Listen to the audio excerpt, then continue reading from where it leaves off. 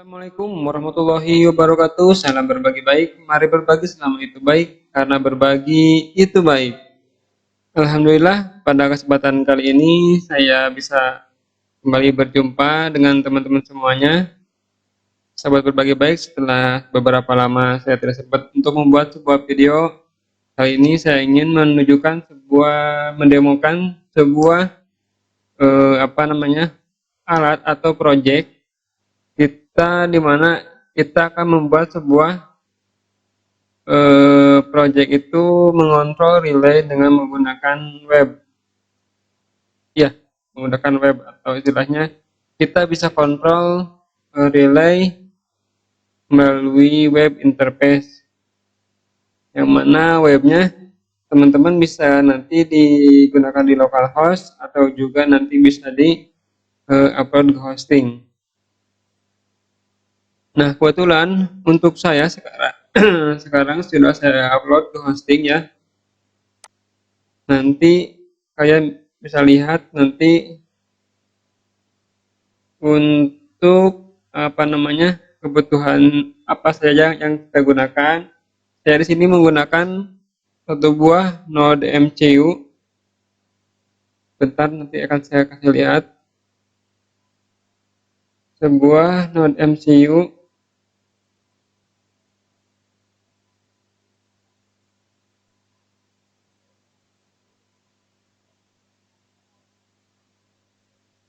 Oke, teman-teman bisa lihat di sini saya punya satu buah node MCU ESP8266 dan satu buah modul relay menggunakan 4 channel.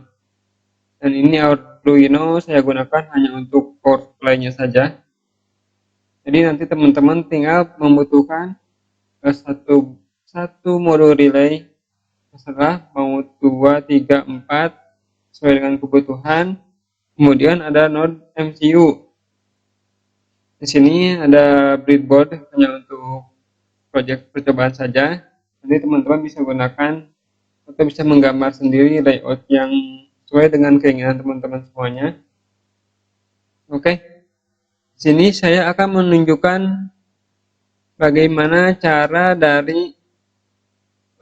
kerja dari kontrol relay menggunakan web ini, atau bisa dikatakan kontrol relay IoT lah, atau apa istilahnya gitu ya, karena kita sekarang beranjak ke serba IoT.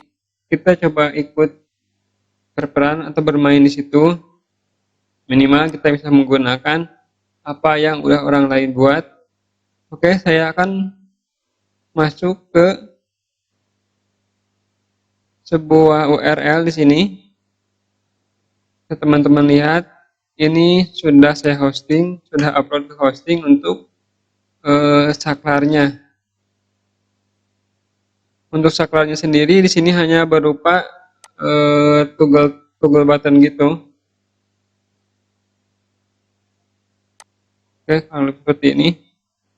Kecepatan koneksi internet bisa menentukan atau berpengaruh terhadap kecepatan kita klik button dengan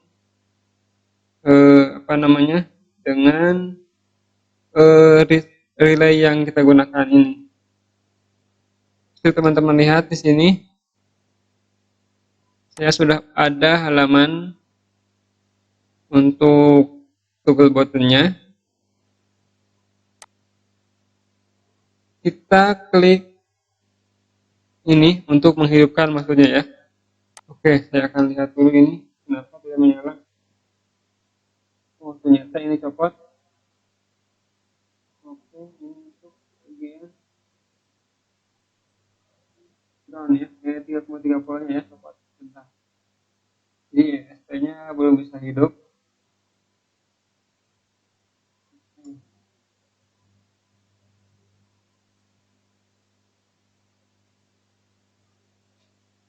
Kita tunggu beberapa saat sampai ESP-nya hidup ya. Di sini untuk relaynya saya belum disambungkan ke bagian load-nya. Nanti teman-teman bisa gunakan untuk bebannya atau load-nya bisa lampu, mungkin peralatan elektronik seperti kipas, dan lain sebagainya, atau mungkin seperti kontak atau jalur-jalur listrik untuk televisi misalkan. Jadi apa kemudahannya, manfaatnya, nanti kita bisa memudahkan mematikan dan menghidupkan, mengontrol perangkat yang ada di rumah itu, dayanya kita bisa melalui web interface ini. Oke, perkiraan sudah hidup, mungkin untuk ESP-nya sudah terhubung ke web ini. Saya akan coba tekan tombol on di sini, maksud untuk menghidupkan relay dengan GPIO-nya, GPIO 12. Oke, teman-teman bisa lihat di sini sudah menyala ya. Kemudian saya akan menghidupkan lagi. Nah, relay kedua berhasil menyala, relay ketiga pun menyala, dan relay keempat berhasil menyala. Oke, teman-teman lihat, keempat relay ini bisa menyala menggunakan menggunakan web interface seperti ini.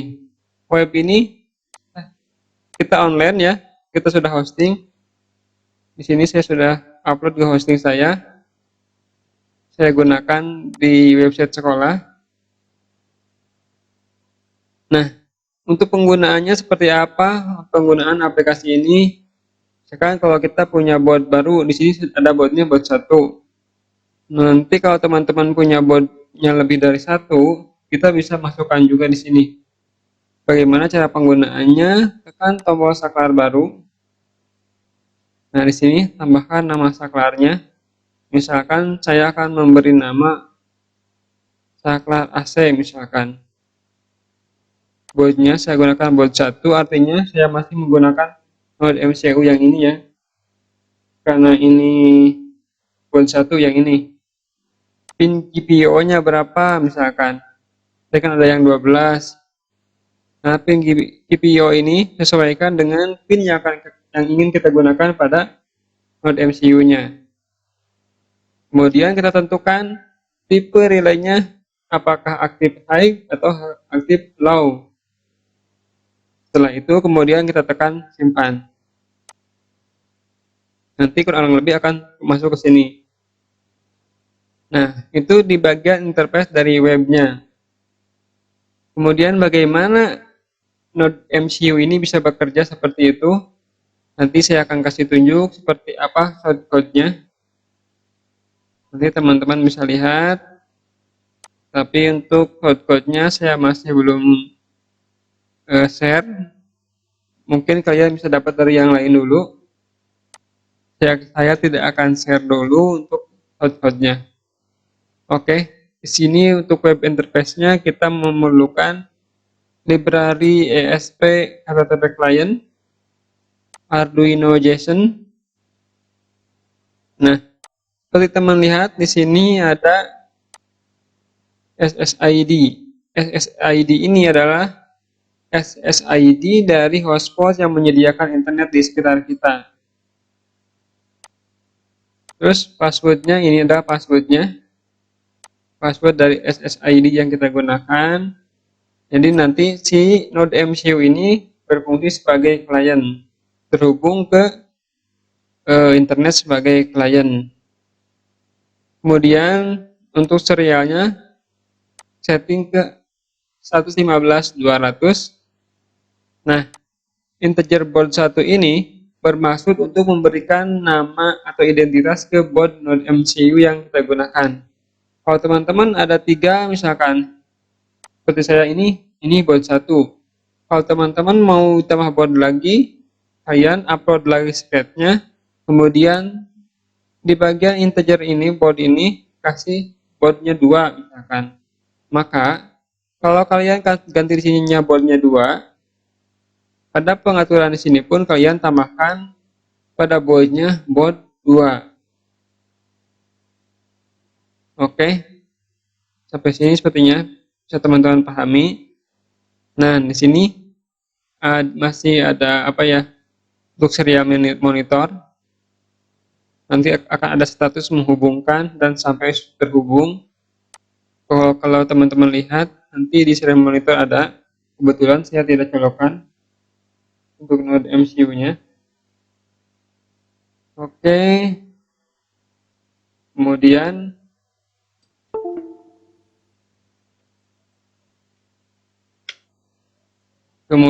di bagian bawah ini adalah proses get.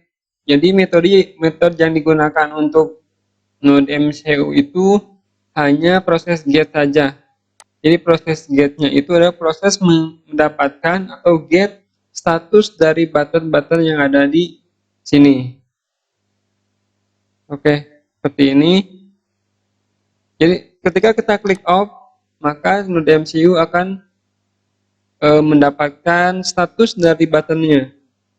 Apakah status buttonnya on ataukah off. Nanti akan saya kasih tunjuk seperti ini. Bentar, saya colokkan node MCU-nya dulu.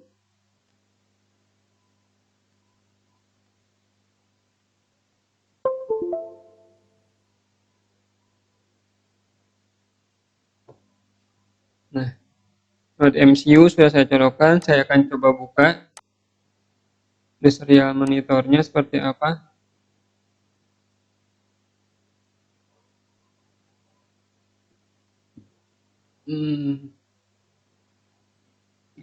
Oke, saya pilih foto dulu.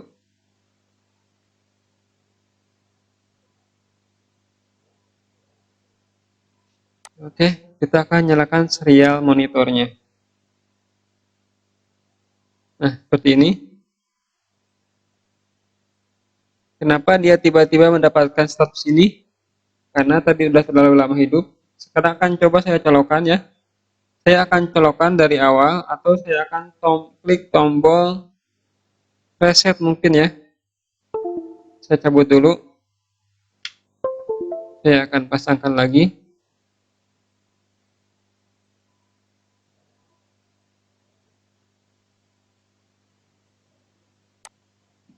Kita akan buka lagi serial monitornya.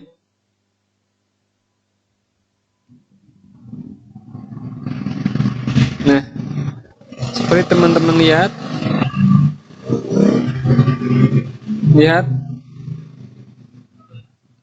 node MCU secara terus-menerus mengecek proses input dari web interface-nya. Bisa teman-teman lihat di sini statusnya. Node MCU menerima status yang mana statusnya GPIO 12 itu statusnya 1 atau high. GPIO 13 statusnya 0 atau low, 14 low, 9 low.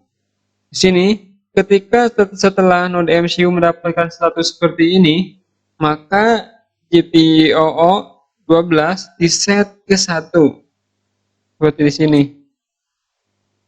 Nah, ini set ke berapa gitu. Nah, bisa teman-teman lihat, saya akan matikan semua toggle button ini, maka status dari sini bisa teman-teman lihat 1 semua ya, bernilai 1 atau harusnya high, cuman karena saya menggunakan active low, maka 1 itu statusnya jadi high ya, jadi low. Jadi satu di sini menjadi low karena saya gunakan active low. Kalau teman-teman gunakan active high, maka yang menjadi posisi high gitu akan menjadi 0 nanti di sini. Oke, kurang lebih seperti itu. Terima kasih teman-teman yang sudah nonton. Nanti secepatnya saya akan coba upload untuk untuk code-nya. Oke, itu saja yang bisa saya tunjukkan. Mudah-mudahan bisa menginspirasi teman-teman semuanya.